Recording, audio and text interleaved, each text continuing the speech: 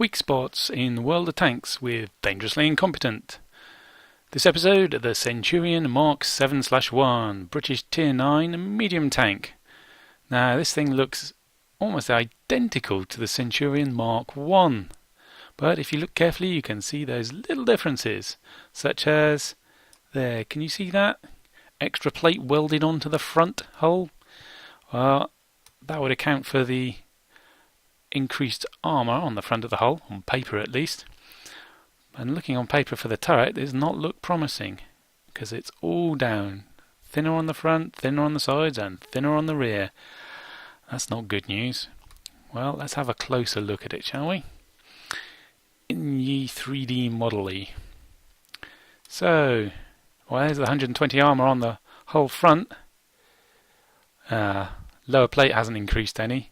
And remember, your lower plate is quite tall with this tall hull.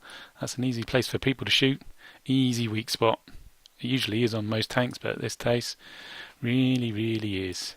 So there's the 153 effective armor, or 152 armor. So that's a little bit thinner, but still 150 is pretty good. Gun mantlet, 152. So there's a slot right in the middle of the mantlet that just the mantlet covers. Yeah, that's great. So there you've got the mantlet plus the armour behind. There you've got just the mantlet. So if all you can see is the front of his hull, no, front of his tank, I only see the front of his turret, and you haven't got a shot at, that 50mm forehead. He's using his gun depression, and that slopey forehead is super bouncy. Then shoot him right on a line with the gun in the mantlet, only 152. That machine gun port isn't a weak spot anymore. It was on the Mark 1, but it isn't now. You want to shoot him here, left of the gun. Only a tiny bit. Well, that's quite a small weak spot then, but it is one nonetheless. And of course, if you're on the flat, big weak forehead.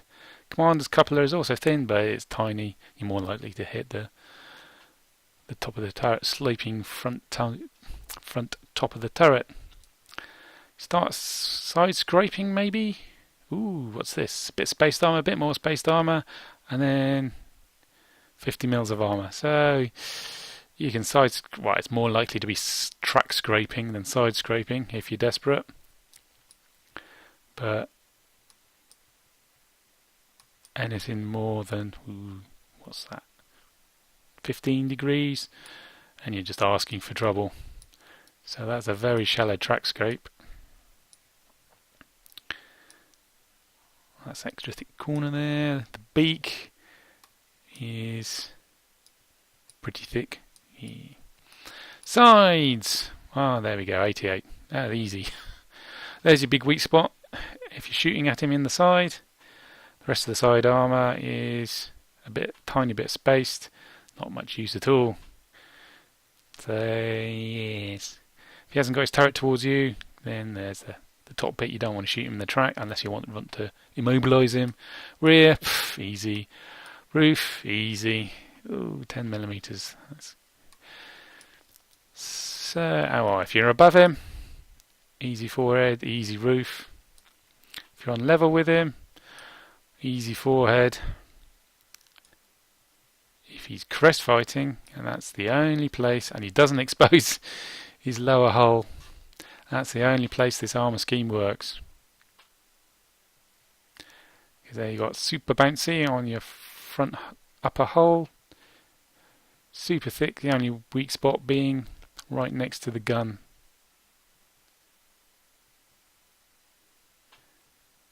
Just to the left. If he's hull down with his arse down and his nose in the air, using his gun depression. So that's it for the Centurion Mk 7/1 weak spots. Weak in the sides, weak in the rear, weak in the forehead. Strong if you're crest fighting. Everywhere else, poor. Oh dear, oh dear.